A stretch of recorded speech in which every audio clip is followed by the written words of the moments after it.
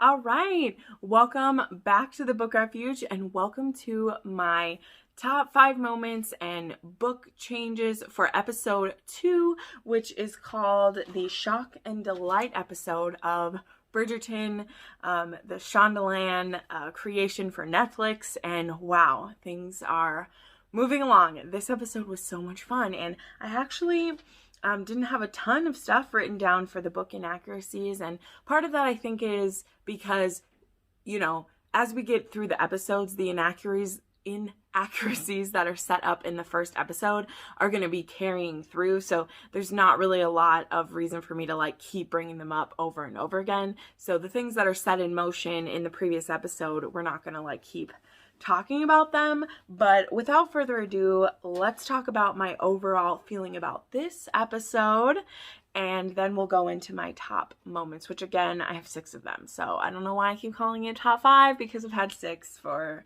these last 2, but it happens. So let me see. I really liked how this one was going. I like how we're starting to see the courtship go. At the beginning of this episode, we are seeing Daphne and Simon try to hammer out what their details are, and there's that negotiation happening between the two of them, and it's all really fun. I like the overall impression of this episode, where in this one is when we're getting to see the flashbacks of Simon. I really feel like that was a good choice. We'll talk about that more in my top moments, but again, the overall impression of this, I really love that this episode was telling Simon's backstory to us within flashbacks.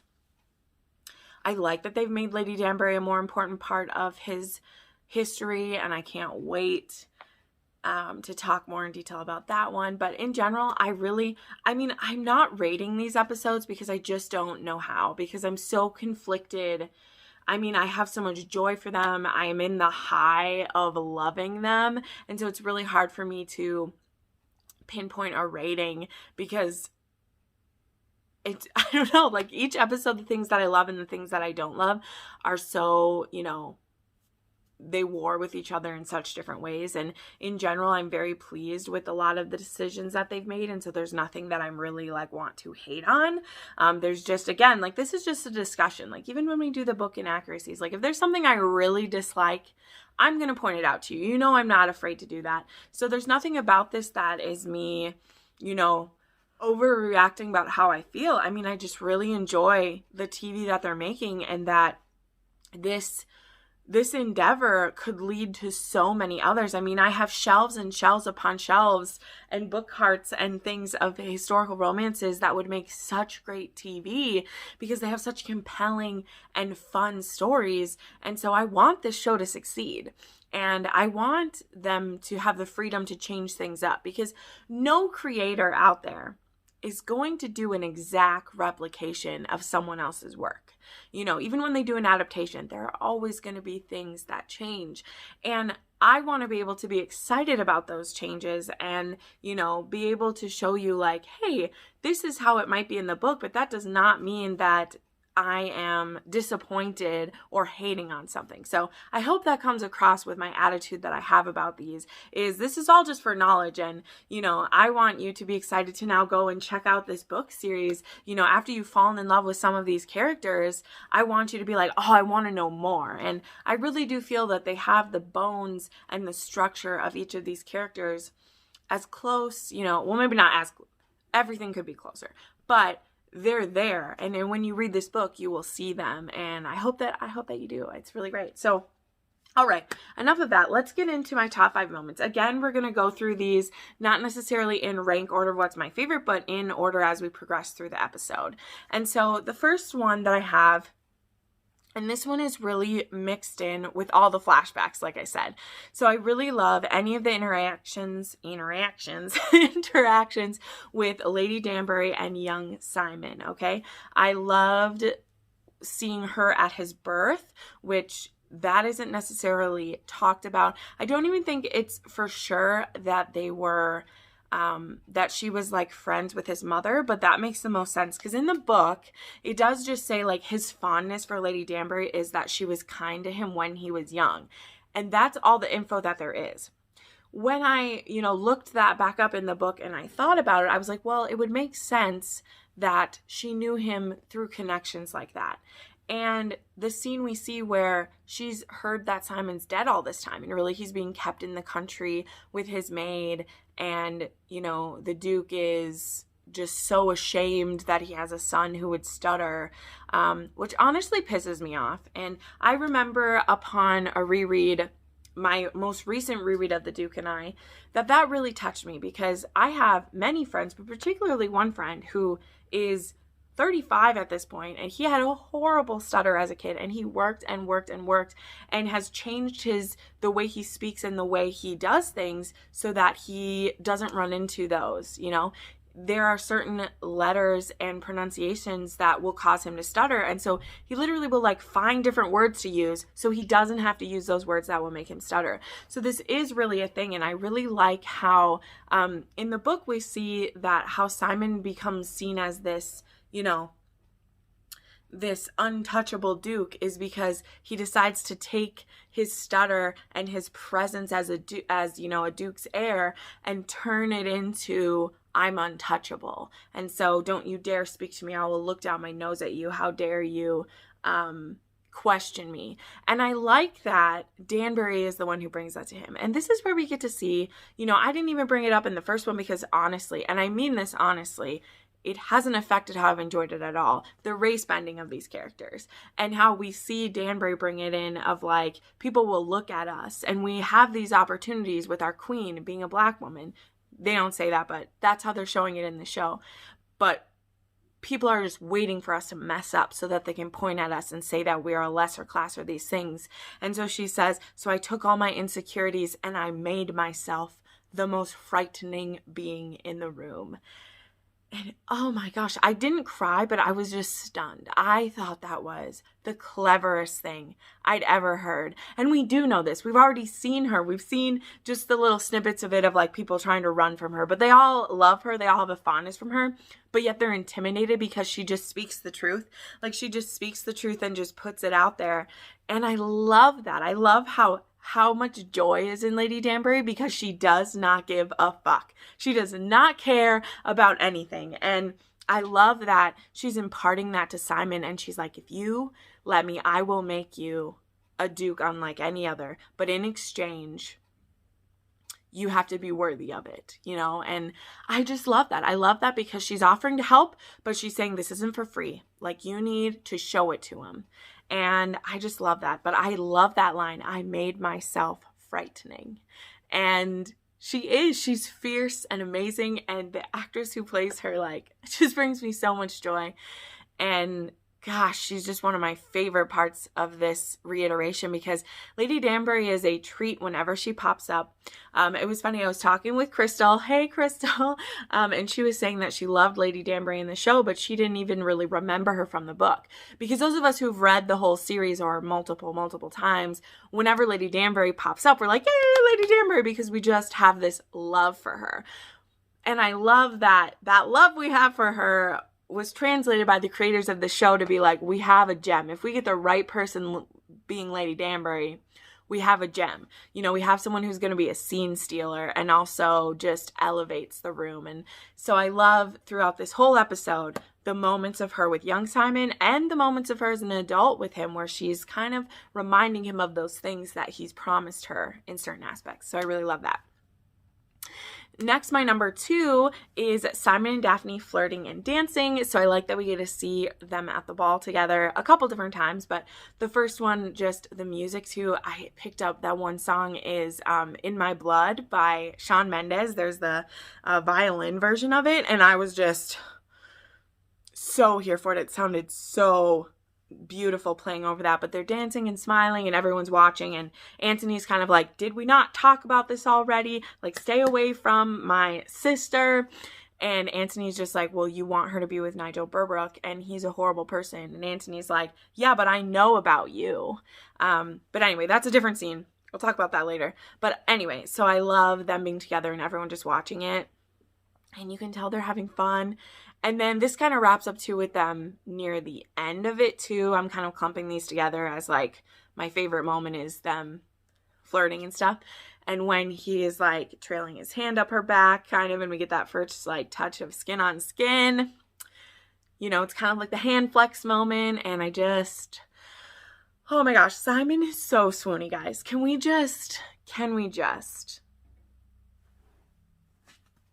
he's so swoony, everyone. Like, I love this picture. I'm pretty sure I'm going to like download one where he's actually looking at the camera because holy shit, he's beautiful. He's beautiful. He makes it, see if I can get this to stand up again after touching it. That's always a problem. That might fall down. Just be prepared. So I absolutely loved any scene that we got with that.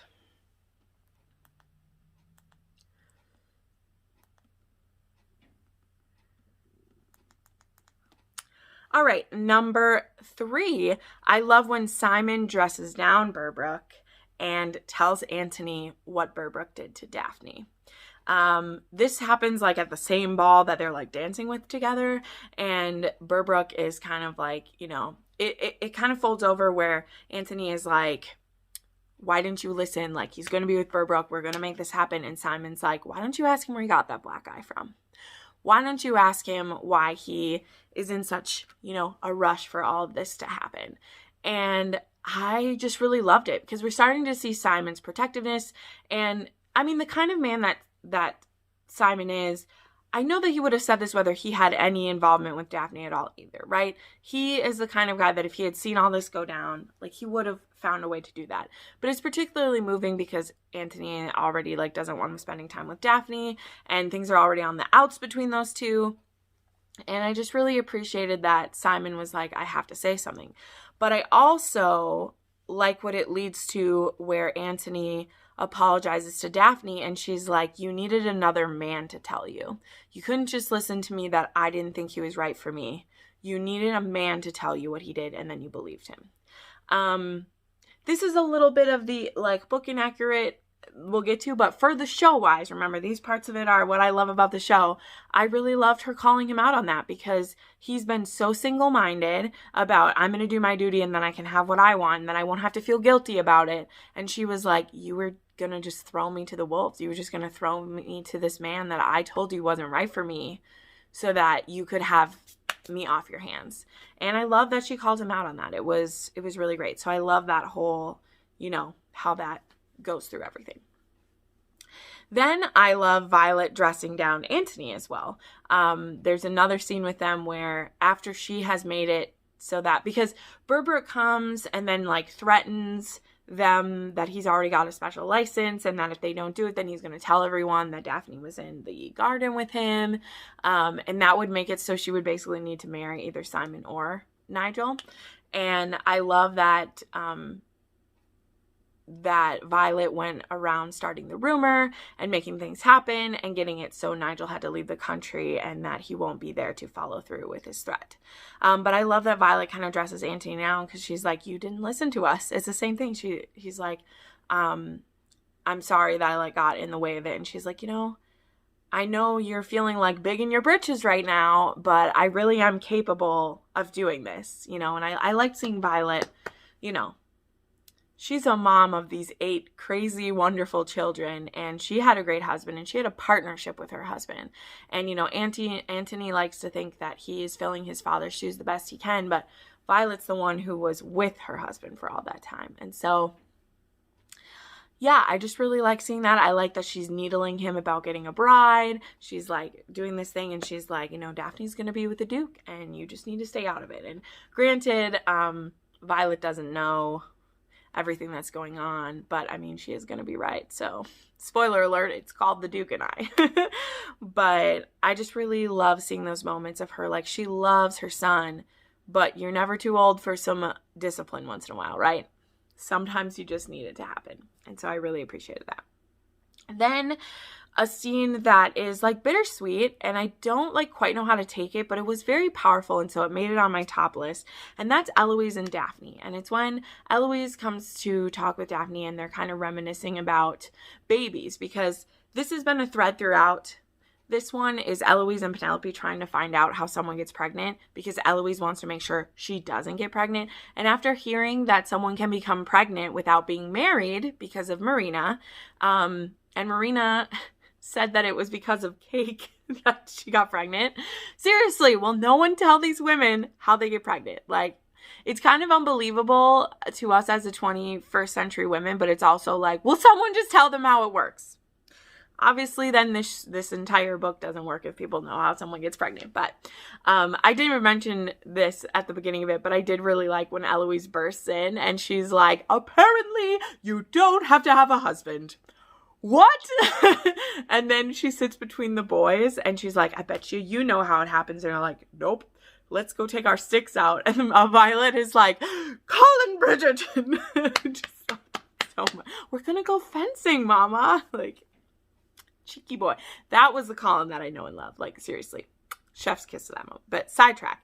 I love Eloise and Daphne talking. And I don't know what to make of this kind of adversarial way they have these two. And you see them like be there for each other in different moments. Like in the first one when Nigel comes and Eloise tries to stay because Daphne asks her to.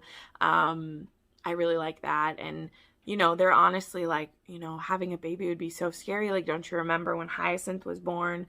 And I liked what Daphne said too. She's like, it was really scary, but by dawn we had Hyacinth and we are better for having her, even though sometimes we don't feel like it. So I really like that moment. And then Eloise, of course, has to ruin it by saying like, you know, you're pretending you're not scared. And I love that Eloise is questioning it. I mean, I think they have her being a little bit crazy feisty, but I feel like the 21st century written version of her would kind of be like that. And we'll see. There's a lot of Eloise to come, but I just really liked that moment between the sisters. And I've said, like, I love whenever the siblings interact. Sometimes they interact in a way that feels book representative to me, and sometimes they don't. But in this one, it definitely felt that way.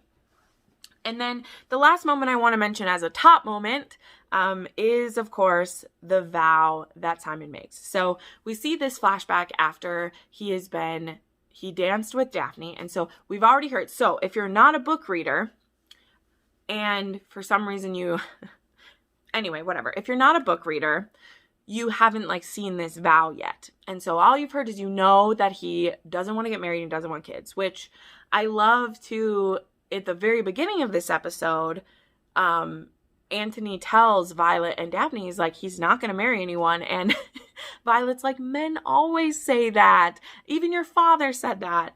And he's like, no, I'm not exaggerating. This isn't a hyperbole. I'm his best friend. I know he will not do it. And we don't know why. And so Simon and Daphne have a dance together. And that's when there's this sweet little like touching. And she's like, this is my life. Like, we can't mess around. This can't go badly. I can't end up in trouble. Like, I need a husband out of this. And I want a family and children. That is what I want. It's a desire of mine. And number one, I love that she's honest about it. I know that of her time, she feels like she doesn't have another option. However, as a 21st century woman who that is a desire of my heart, I want a family and children someday. I love that she just says it. And I love that Simon says back, he's like, then we're going to get you a husband. And I really love that moment because they're moving from the enemies to friends part of this. And I really like that. And then when he goes back to Stand by Danbury and he's realizing, you know, number one, that he probably might like her. And then number two, we get reminded of this vow. So throughout the whole episode, we've been seeing the flashbacks of Simon young. We've been seeing his stutter. We've been seeing his father call him all these things. And then we see Simon, which could have been the very near past because he's wearing that same coat, his duster, that he's wearing at the beginning of the first episode, like when he comes into town for the first time. And we know that his father has just died. So this could have been just before kind of what we saw, right?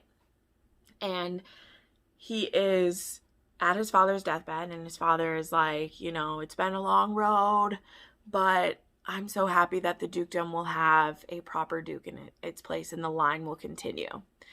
And Simon leans down and he's like, hear me now. I will never marry. I will never sire an heir. And this line will die with me.